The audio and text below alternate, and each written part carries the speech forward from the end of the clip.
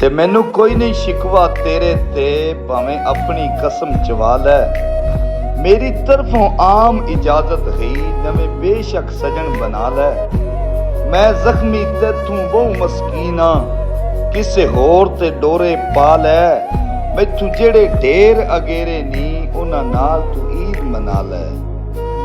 ਤੇ ਅੱਜ ਕੱਲ ਦੇ ਯਾਰ ਨਹੀਂ ਨਸਲੀ ਹੁੰਦੇ, ਰਾਹ ਜਾਂਦੇ ਨੂੰ ਯਾਰ ਬਣਾਈਦਾ ਨਹੀਂ।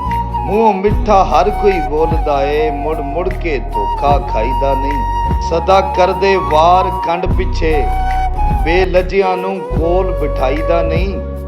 ਜਾ ਸਜਣਾ ਤੂੰ ਵੀ ਕਮਲਾ ਏ, ਇੰਜ ਸੱਪਾਂ ਨੂੰ ਦੁੱਧ ਪਿਲਾਈਦਾ ਨਹੀਂ।